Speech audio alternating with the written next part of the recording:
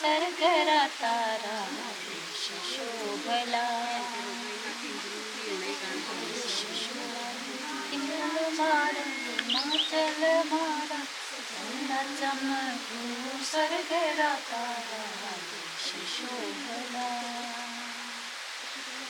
Dong डुंगर देश Samara Dong डुंगर देश Samara देवा देवीरा बड़ प्यारा देश शोभला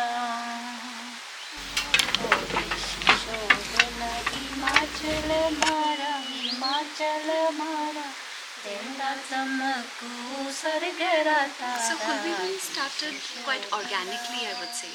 In 2012 I came with my family for a vacation and we stayed for 2 months in a cottage here. And at that time I met Brigu and the women as well.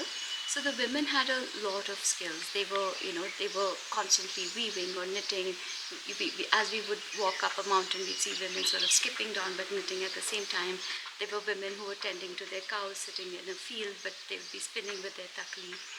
There were women sitting on the balconies with their loom and constantly weaving. And it was all for themselves. There was a small tourist market, so sometimes I'd make these little socks and things, but mostly it was for the self. And I think at that time I was always interested in craft as well. And when these women approached me to say, I lived in Bangalore then, to say, we do all this, can you find us a market, can you help us with just the market side of things? I thought, why not? So it actually started quite on a whim and a prayer.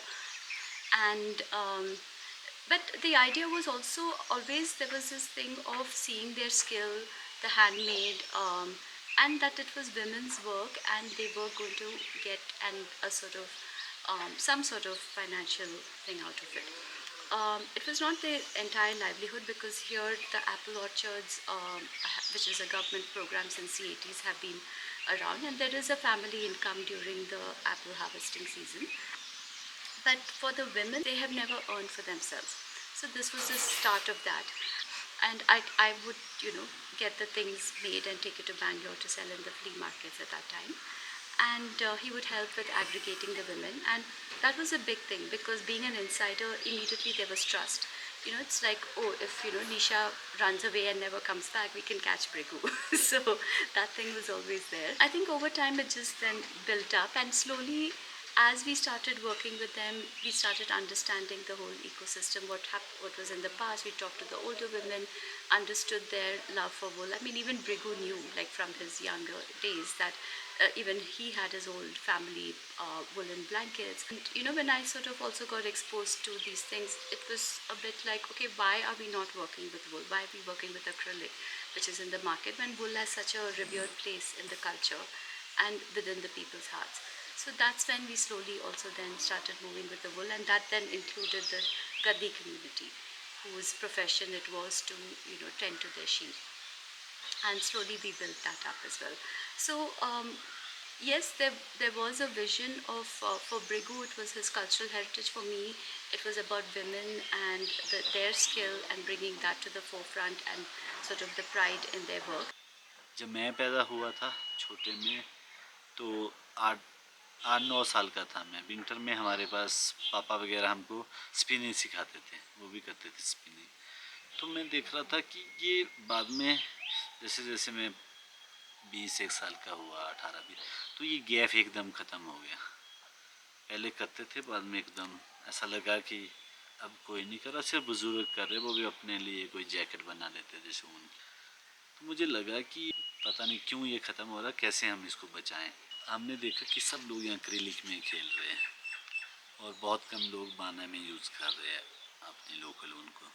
तो उनको Merino वगैरह बहुत सस्ते में मिल रही है, soft वूल मिल रही है और एक्रिलिक धागे मिल रहे कलर में बहुत सारे। तो बहुत थिन धागा भी था हमारा, तो हैंडस्पन मोटा।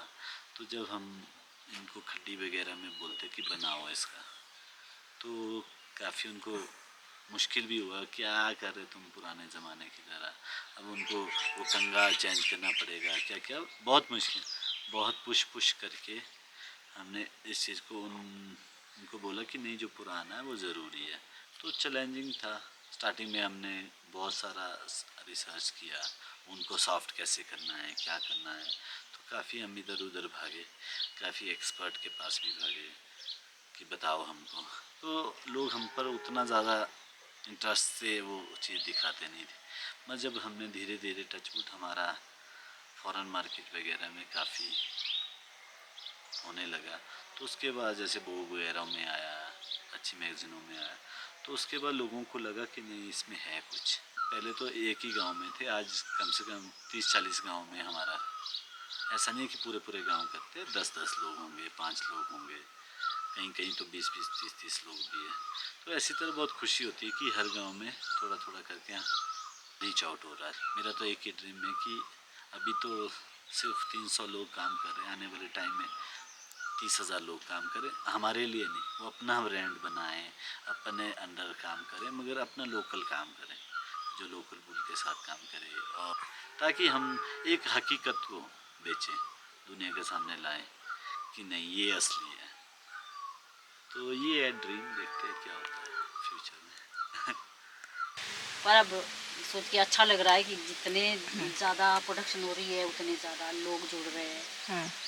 तो फिर हम भी यही चाहते हैं कि आगे को कि भाई, और होना भी चाहिए ये कि भाई अगले अगले जो अगली पीढ़ी है हमारी, जैसे ग्रामीण बच्चे हैं, तो क्यों ना इधर बैठ के ही अपना काम करे। ये अच्छी चीज़ है ये, मतलब नेचुरल है, तो उनको भी इसमें थोड़ा इंटरेस्ट लेना ज़रूरी है। देखते हैं कहाँ तक करते हैं, वैसे करते नहीं है बच्चे आजकल ना, यही तो प्रॉब्लम हो गई है आज की युवा पीढ़ी। तो वैसे है तो अच्छा, तो बहुत ज़्यादा काम होता है इसका उनके प्रोसेस में, तो ज़्यादा लंबा प्रोसेस है ना ये।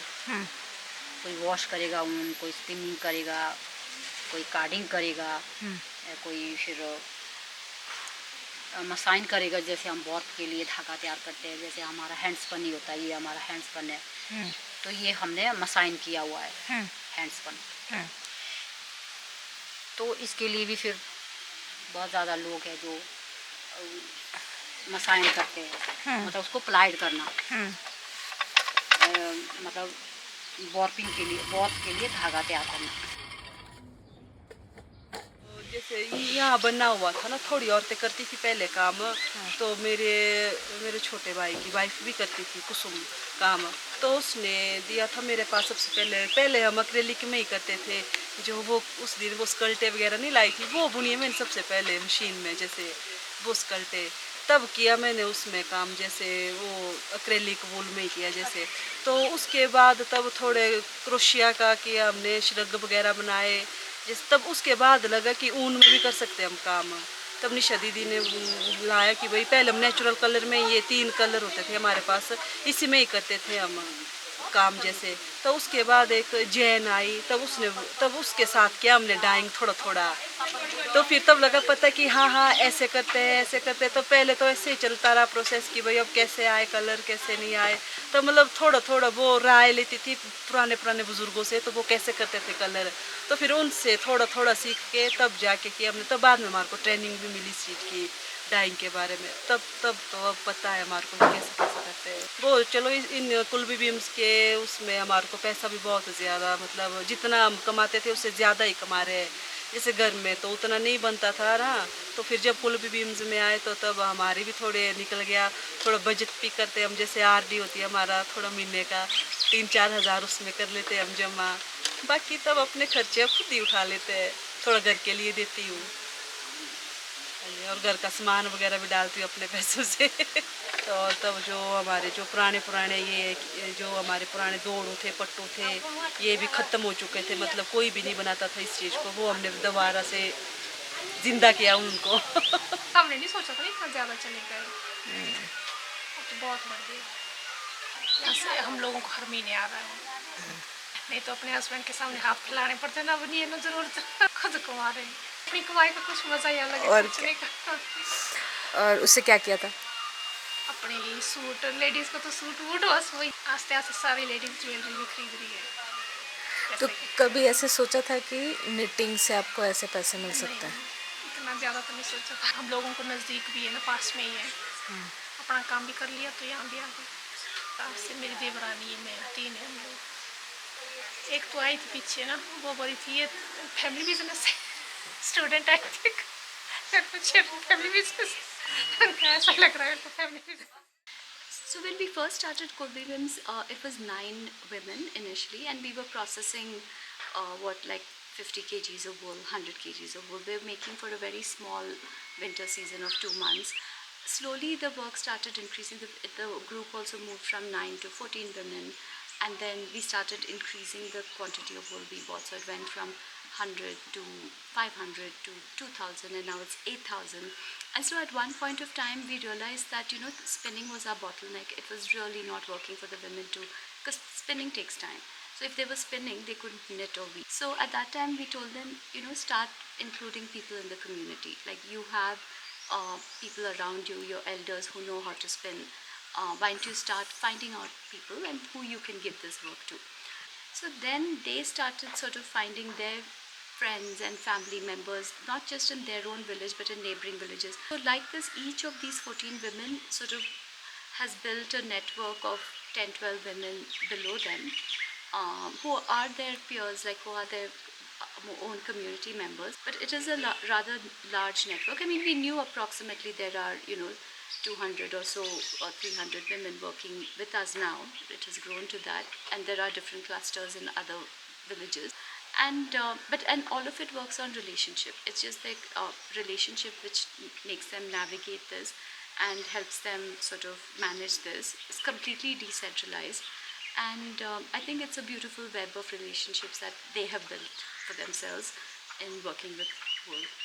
पटवाड़िए नामा बेसी मले जाना ओ कुड़िए पटवाड़िए नामा बेसी मले जाना कुलूरी पटवाड़िए नामा बेसी मले जाना ओ कुड़िए पटवाड़िए नामा बेसी मले जाना वो जानू पेंदेला वो झिकड़ा जेची नामा मीरा बाणा ओ कुड़िए पटवाड़िए